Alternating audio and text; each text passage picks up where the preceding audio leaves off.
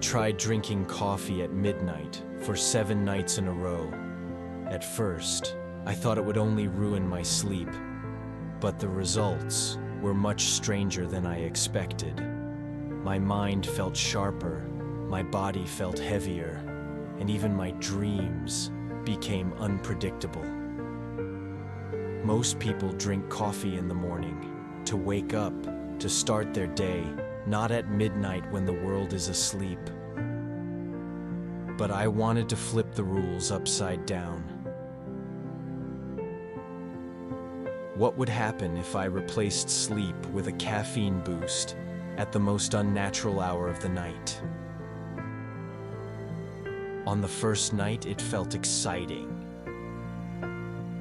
The silence of midnight, mixed with the strong aroma of coffee, was oddly calming. But only 30 minutes later, my heart was racing, my body confused, as if it couldn't understand why I was still awake. I realized this was not going to be a normal week. Instead of making me tired, the caffeine pushed my brain into overdrive. Thoughts were rushing in. Ideas kept flowing. But my body felt heavy. It wanted rest. That strange conflict between an alert brain and an exhausted body would define the entire experiment.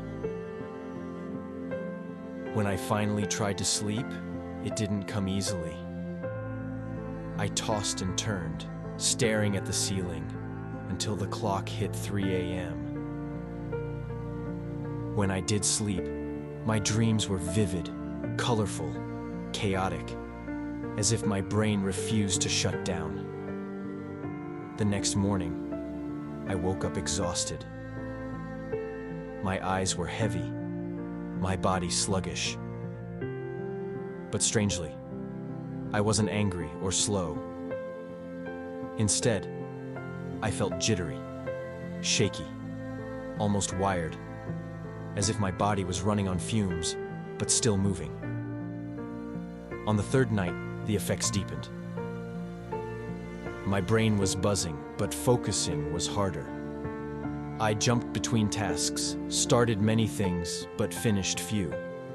The caffeine kept me awake, but not truly sharp. By now, a subtle anxiety crept in. My chest felt tight, my thoughts restless, as if something was always missing.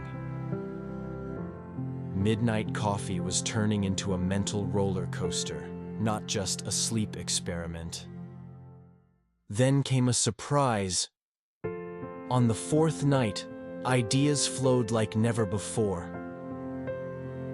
At 1 a.m., I was sketching, writing, brainstorming, with unusual clarity. Midnight coffee unlocked creativity, but at a cost I couldn't ignore. Each night, my dreams became stranger. Bright colors, fast-moving scenes, faces I hadn't seen in years. Coffee wasn't just keeping me awake, it was invading my subconscious. By the fifth morning, exhaustion hit hard. My body felt heavier than ever. My eyes carried dark circles, my movements slowed. Yet strangely, I still reached for coffee, almost by instinct. Midnight coffee was no longer a choice. It became routine.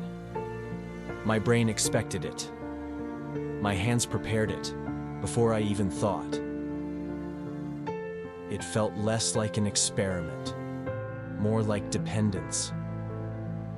My body began pushing back. My stomach felt uneasy. My chest carried a constant thump. Sleep was shorter, lighter, never satisfying. I was awake, but never truly rested. By day 6, The clock striking midnight felt like a trigger. I wasn't just drinking coffee. I was waiting for it, looking forward to it. It became obsession disguised as ritual.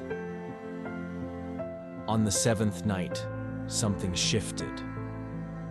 My body adapted, at least a little. I felt less jittery, more stable. But mornings were worse than ever. Dark circles, heavy eyelids, low energy. The price was clear. I realized something strange. Midnight coffee wasn't just keeping me awake. It was changing my patterns, my cravings, even my sense of time. It blurred the line between day and night. My skin looked duller, my eyes more tired. My hands trembled slightly. It was proof that even if my brain adjusted, my body was still paying the price. My thoughts raced faster than normal.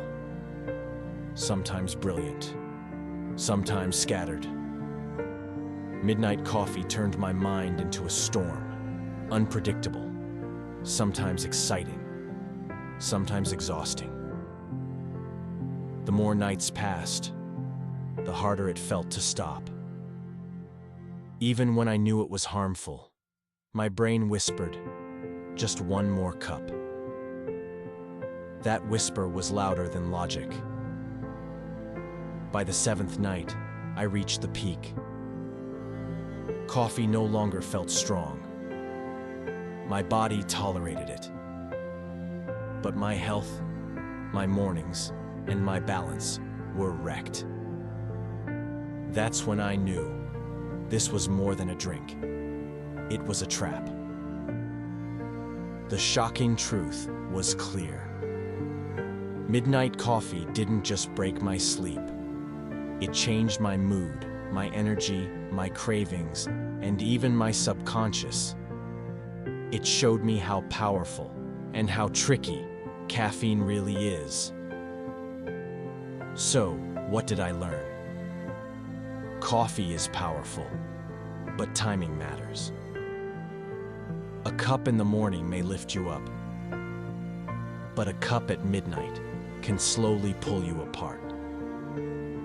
It's not just about caffeine, it's about rhythm and respect for your body's clock. Would I recommend drinking coffee at midnight? Not unless you want to feel like a zombie with a hyperactive brain. It's a wild ride, but it's not worth the long-term cost. This experiment taught me one lesson. Even something as ordinary as coffee can completely change your life if you use it the wrong way. Midnight coffee was a test I won't repeat, but it reminded me to respect my body, my time, and my sleep. And maybe that lesson is worth more than the caffeine itself.